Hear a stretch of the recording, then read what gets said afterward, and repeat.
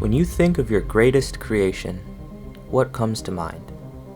Was it something grand in scale, something meticulously detailed, or maybe it was something that felt like more than just the sum of its parts?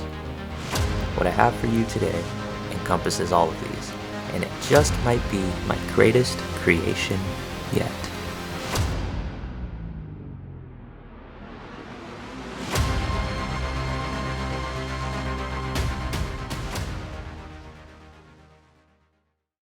Alright everybody, welcome back to Planet Coaster 2. My name is Z Lucius, or Luck, whichever one works, whichever one is fine. Today is episode 8. 8 episodes in, guys. Today we're finally going to finish this area of the park. However long that takes, it might be a while. I'm super excited, but I know there's a long list of things we need to do. So I'm just going to start with one of them, and hopefully these ideas kind of string onto each other. Man, I love that view with the fake mountain behind the coaster, and then the custom sports like that. Yeah, I think we're going to figure out the coaster first. Alright, well, first order of business, I wanted to get this coaster layout finalized and done with, because it had remained unmodified since I built the coaster in episode 1, and this whole time, this whole 8 months, I've kind of disliked this hill right here. So I'm reprofiling it, and this should just be kind of a lesson of how the same element can be like drastically different just based on how differently you profile it. I'll show a before and after POV of what this element looks like, and right now it's a lot more aggressive, which is what I wanted, because the majority of the rest of the rides in this park will be closer to family rides and they won't be as intense. So this is the one intense ride of the park, and I wanted to make this element really throw you out of your seat. I don't know what it's called, but when you're banked on your side and then the track, it looks like it drops from underneath you, but in actuality it's like a sideways airtime hill where you're on your side, you're banked over, and then instead of bottoming out, it goes downwards before completing the heart line and entering the next element. It's kind of like, it's very inspired by Velocicoaster, if you couldn't tell. Here's the before and after. So you see the first one, it kind of just throws you to your side, and here's how it looks now. It's kind of more whippy and more aggressive, which I like. Okay, next thing on the agenda, we're going to be adding some custom supports to this area of the track that goes over, like the part we literally just edited, and also the stall, which is on the other side of the path. So we're going to be adding custom supports to these areas of the track, and one thing you see me doing here, which I thought would be interesting to include, is the inclusion of a custom double spine using the coaster support pieces just shrunken down to, what does that say, is that 25% scale? So they're pretty small, and it was very meticulous to do, but I really love the result right here. And I know Mock Rides has a couple types of spines they use for different elements. Like they have the thicker spine that's like a kind of long oval, one piece, and then they also have this double spine. And I chose the double spine because that exists on Hyperia, which was a big inspiration for this ride. And I like the look so much, I considered placing more of these spine pieces for more of the track. But then I remembered that I'm not insane, and this coaster is over 4,800 feet long, so that, no thank you. That would take so long to do. But it does look good in these areas, not gonna lie. So yeah, I add the spine to this area and again to the stall, which means I did remove that large support that goes over the track in favor of the spine, and it looks a lot cleaner, I will say. A lot more realistic as well. So I thought that would be interesting to show, just because I don't think I've seen many people do it, but if they have, then it's not too out of the ordinary to do. I know people are doing crazy things in this game. So here's the custom spine, and this already has me really excited for the next area of the park. I'm going to be doing something with custom spines for the next coaster, and you'll just have to wait and see. But that does mean that yes, I am thinking of and planning the next area of the park, because we are for the most part done with this area. It may be sad to see, but it's run its course, its time's up, we've got to move on. And of course it'll still be here, but I'm so tired of building in this architecture style. Like you'll see later, I've pretty much nailed it, and it's not really challenging anymore, so I kind of want to move on and do something that I haven't quite mastered yet. So by the time the next episode comes, we'll start a new architecture style, a new feel for the park, and that way my creativity won't stall out again. So this will be one of the last times we update this area, so that's why it took extra time working on it and kind of refining everything I wanted to touch up on before we said goodbye. A lot of that included replacing the custom supports that I made before, because this park was made when the game first came out, like this coaster, and the custom supports for the majority of the coaster, those were made using the art pieces instead of the actual coaster support pieces, because as you all know, those weren't added until much later in the game's life cycle. I think it was in one of the updates where they added it, like update 3 or something. So I went back and manually replaced each of the supports from the art pieces to the actual coaster support pieces, and while that took a while, it was definitely worth it, because the way the coaster support pieces, they reflect light really well and they shine, whereas the art deco pieces that I used, they were just matte black. It was kind of like, you ever watch those videos of like Vanta black and stuff? It was just like, it just didn't look real. It was just like black lines in the sky, no reflection, no texture. Like it was just suboptimal. And for a park like this, I wanted to put, if I could go the extra mile and do something, then I wanted to do it. That's why these supports are looking crazy with the extra details on them. And we talked about this last time, so yeah, I think we can go ahead and move on to some actual building, because you've seen me make coaster supports, right? I think so. Yeah, let's move on. Okay, so another thing we're going to go over is how exactly I'm going to cover up all of the backstage areas, I guess. Starting with the station, the only thing I really want to cover up is the transfer track. I can't really do that and not interfere with the transfer track kind of area, so instead we're going to have a theming element here. I don't know exactly what yet, but I'll figure it out and I'll end up showing you that. But moving along, we're pretty good up here. Rounding the top, we've taken care of this. So from here, you start to look down and there's a few things that you can see. So this path, it's got to be blocked. Part of this road, maybe like a tall tree here, can block this area. Probably can't do anything about that. That's okay, because our focus is here anyway. Heading down, you can see the road here, but there's going to be rocks and plants, so that'll be okay. We took care of this a couple episodes ago. Heading back this way, like I said, there will be a lot of rocks and stuff here, so should be okay. I don't think we need to block the road here, because you'll be looking up anyways, but looking down here you see the road, so maybe make taller trees or have like a protection kind of fence thing. Heading back over, same thing, we're looking upwards so you can't really see the road, but then heading down and turning, yeah, we're gonna need some trees and vision blockers. Here, probably a taller tree to block just the top of the fencing here, and that'll be good because we did already add this covering for the turnaround. Alright, well, this next part now is me building. If you've been following this series, you know I like to pick and choose different types of Native American architecture to build, and this specific time we are building a Navajo watchtower. I specifically chose this because I wanted more depth in this area. Like, have you guys ever heard of the phrase 1,000 miles wide but 1 inch deep? Like, usually they use that phrase to talk about games, right? Like No Man's Sky at the beginning. A lot of, like, I'd say open world games where they're like the gameplay loop is pretty repetitive.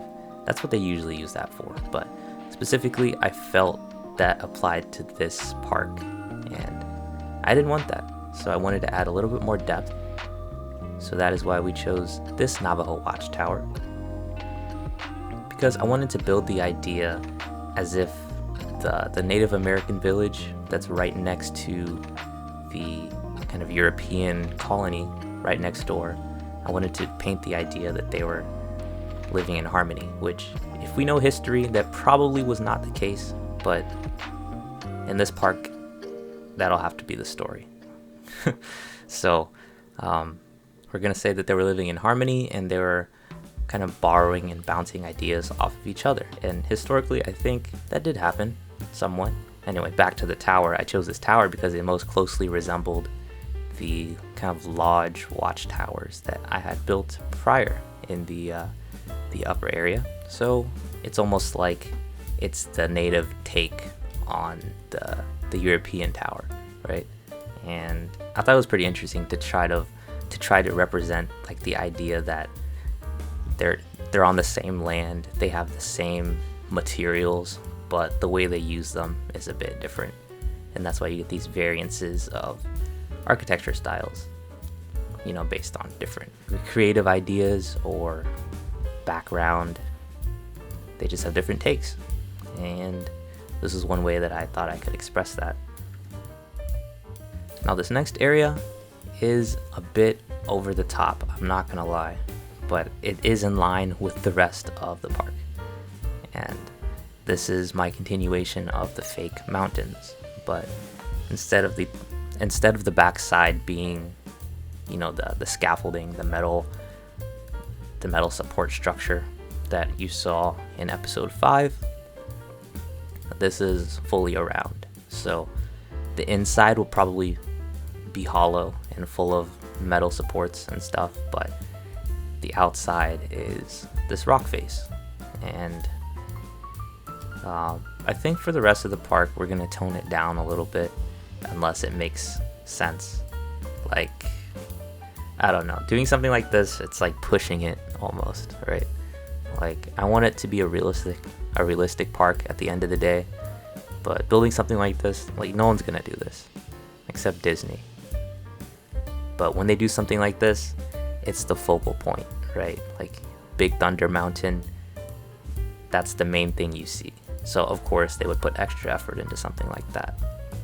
But this is just a section in the back of the park, which is only visible by the coaster and some parts of the path.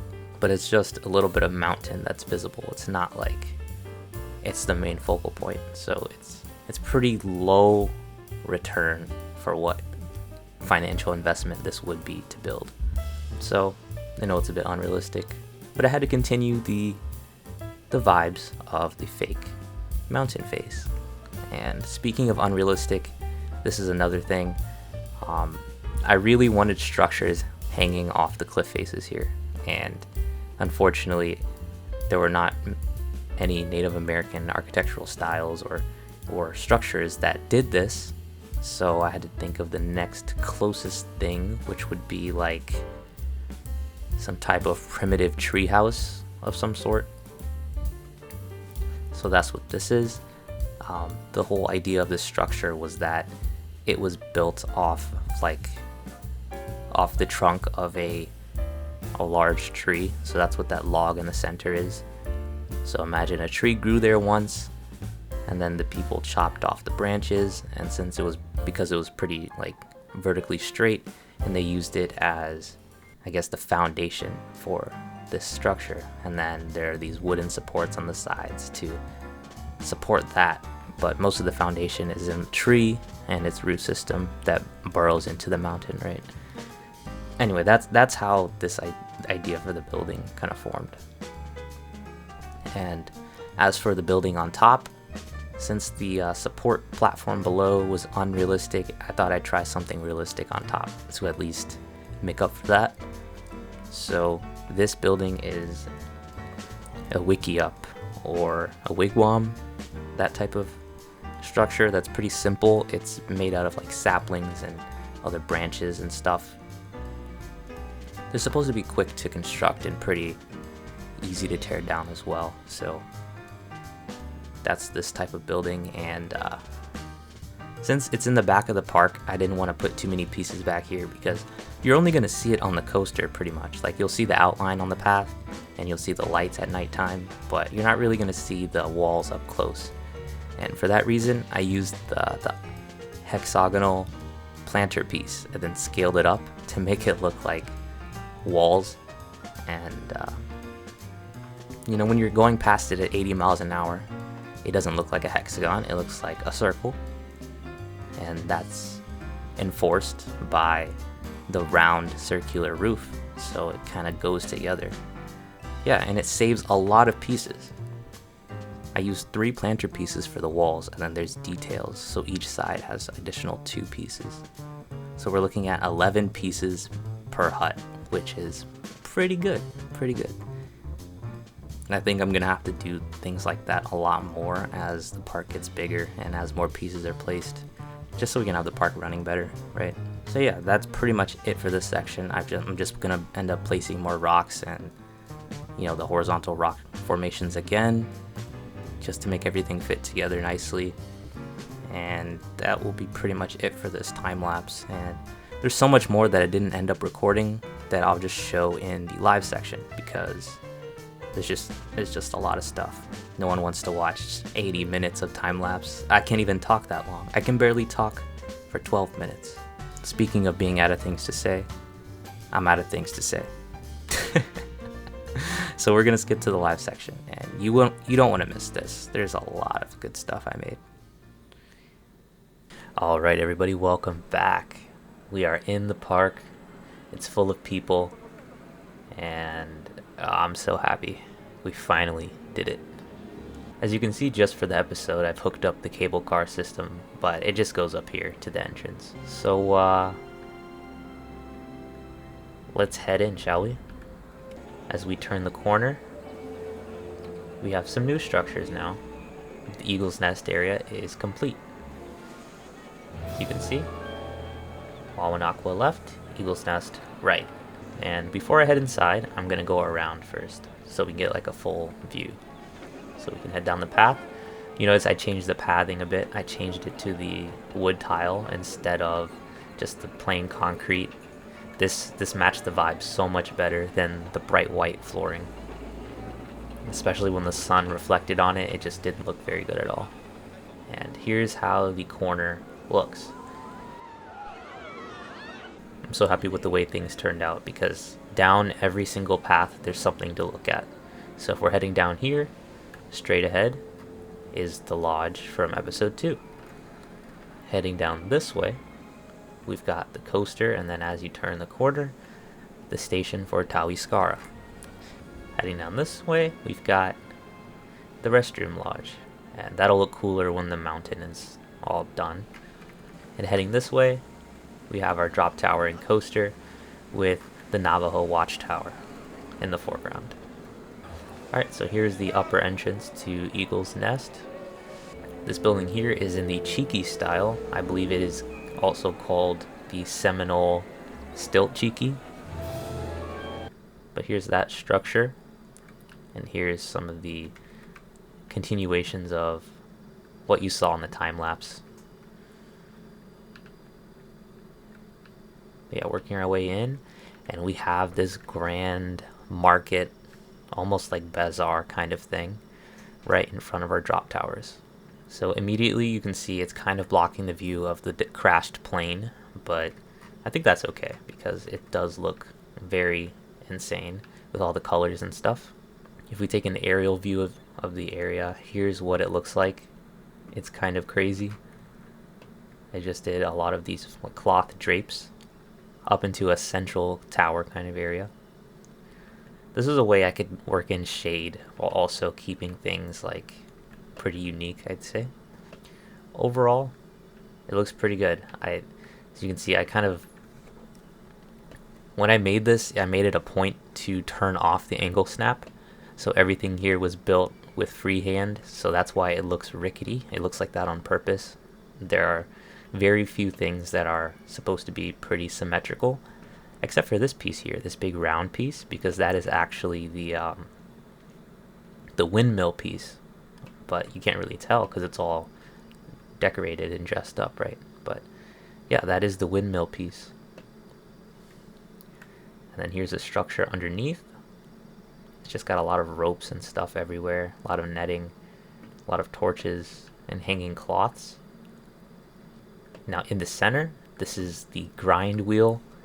It's the fairy tale piece that's supposed to be like a fruit smusher thing to make wine, but I think in this context, it's used to make dyes. So that means this area specializes in making indigo dye from indigo flowers. So that's what everything here is represented by. The cloths hanging to dry, the flowers, the wheel,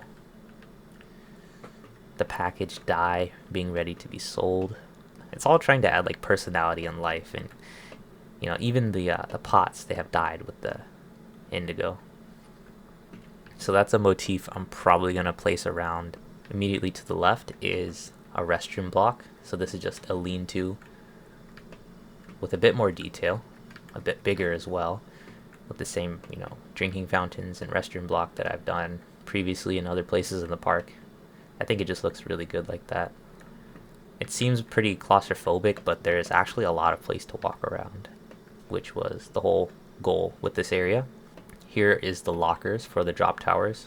So I added some new things out front and made things kind of look a little bit better. There's a shade covering here. Our test seat is still out front. The wait time, our signs, and then a safety guide, which I found on the workshop. I don't know who made it, but if you download the park, you can make a blueprint out of this and place it into your parks. But it's very detailed. I really like this. Here's the lockers. There's one locker for each drop tower, and you see the thing sticking out. That's because I placed vending machines inside. So if I unpause it, I think these people are going to be using them, right?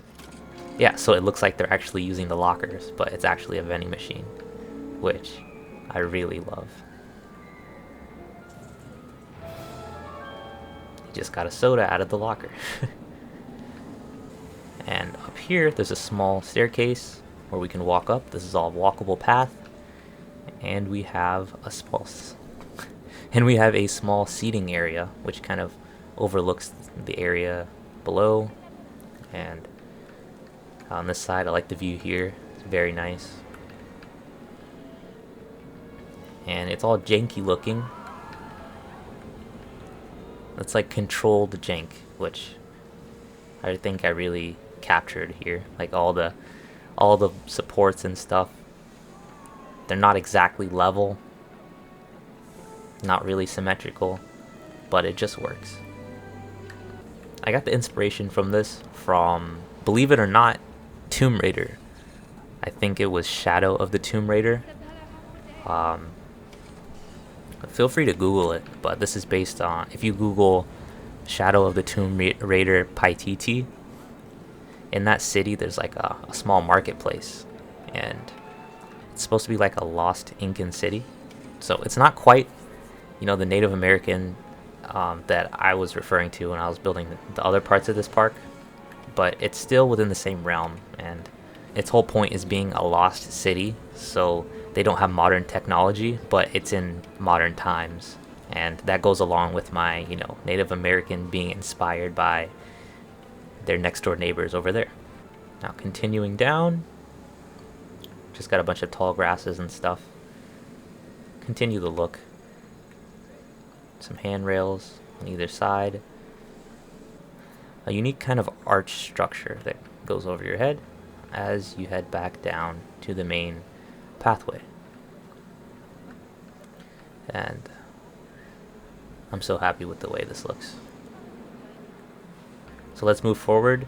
One thing you will notice is that I removed the sign that said Camp Wawanakwa across there. I think it was okay, but it was a bit tacky, and I didn't like that look for the park. So I changed it. Instead of like the feathered headdress sign hanging from a support structure in the sky, I put it into the path. It's a bit more subtle. It's a bit more classy, I think. Yeah, again, I extended the organic shape of the pathing, just to make it interesting, because it was just a big sea of gray, which I didn't like. So that's what all these shapes are. It's just eye candy. So moving across this path, we have these like kind of nets hanging. I wanted to make like shade, but it doesn't really give you shade, does it? There's holes in it, but it looks like it does. I like having stuff overhead, if you couldn't tell. So that's why I'm spamming stuff like this. And at the right time of day, it does offer shade. Walking on the right side, we have the mist fans, and then, when you're leaving, there's the mist fans too, because it's a bit of a large uncovered area, so we want to keep guests cool. Now you notice on this path, I made this kind of janky fence, and I mirrored it on the other side, but it's a bit more decrepit looking. And then I added a small watchtower thingy. So it's like the ones that we made in the time lapse, right? This area. The platform thing.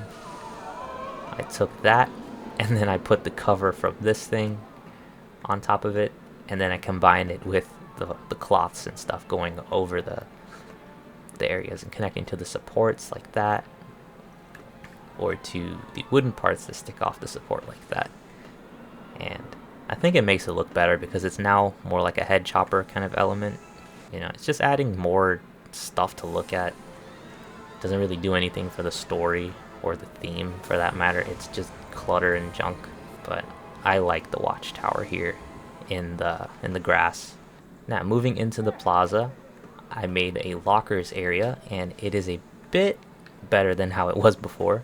I kind of copied what I did for the drop towers, except this time there's 3 of them. And again, they have the vending machines inside, so it's a bit more like a refined area than how it was before. And yeah, people are going over here using the vending machines, looking like they're putting their items in the locker, which I really like. People are actually using this area now. Here is the entrance of the ride now. I've done a little bit more with the theming. So first, we have the safety sign. It's the same one as over there. And then here we have, warning, express queue, regular.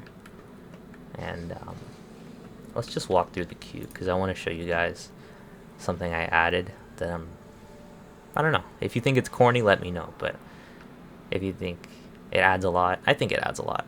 But anyways, as I explained the story of the... Oh, wow, there's a long line. As I explained the story of the ride, there's an evil god who travels back in time to prevent his brother, the goodness god, from being born. That's the whole story of the ride. And I made a poem to kind of explain that in the queue. So here it goes. Through ancient rifts I stride with spite, and snatch the seed of mercy's flame. I'll seize the promise veiled in light,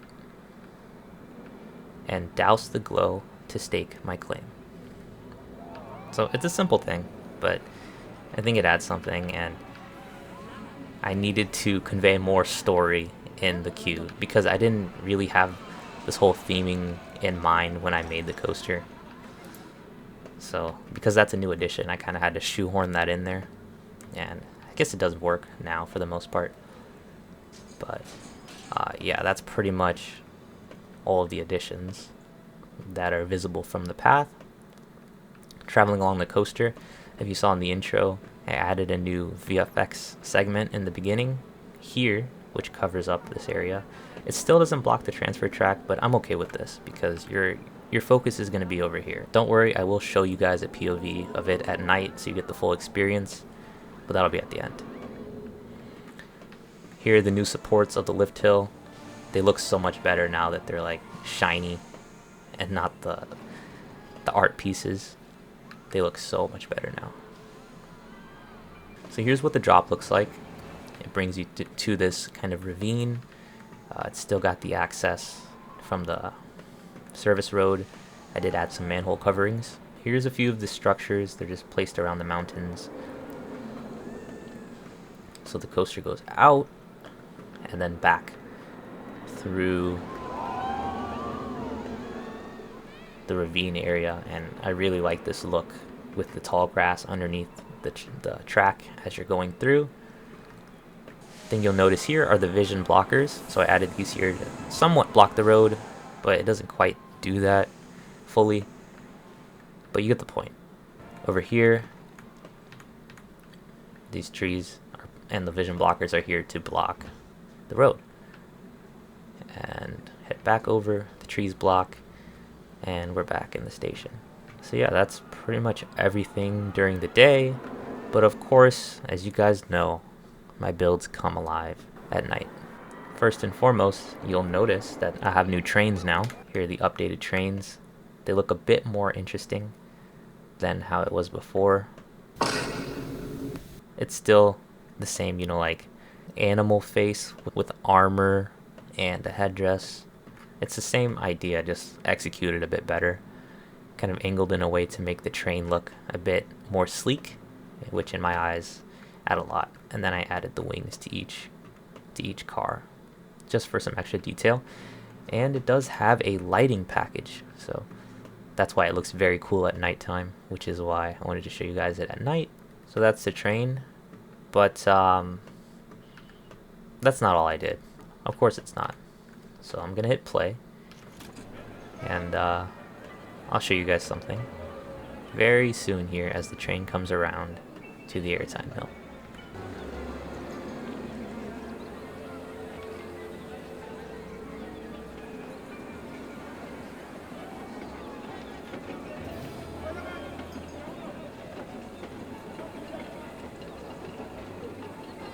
Not bad, right? It's just something simple with a bunch of these pieces here, the sequencers, and oh, you also noticed the parking lot things. I finally figured out what I was gonna do with them. So here's a bit of forced perspective. One is a bit taller than the other, so that when you go down to peep level, they are the same height, and they're flickering just like these lights. Let's see, I also illuminated the design in the path. Here's what the eagle's nest area looks like, all lit up at night. There's a few kind of torches so you can get all the shadows. Here's it from this side.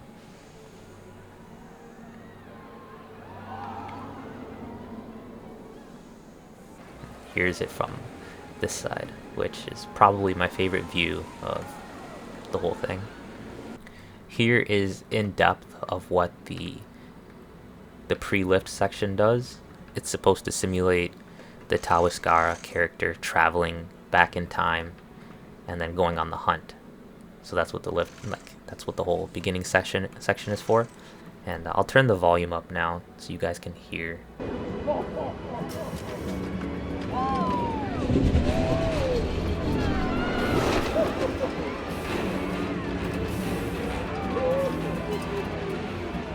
Okay, that wasn't as clear as it should have been because this dude is just giggling in the background playing a guitar, but there's creaking, there's like cloths being rustled, there's like weird noises. That's what's supposed to happen. And then the light turns on for each train.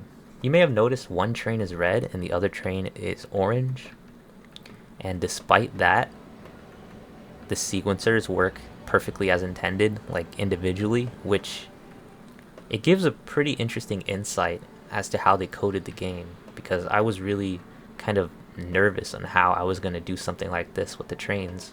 I thought I would have to have the trains be the same exact color, but I don't have to do that. I can have them be completely different colors, completely different pieces, and activate them independently, even though they're activated by the same exact trigger point, which is crazy.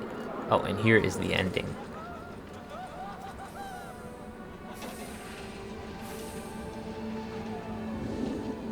So as you can see, as the train enters this turnaround, the room fills with fog, noises play, and the lights are extinguished. They enter, fog, noises, lights turn on, exit, light, fog, lights turn off, back into the station.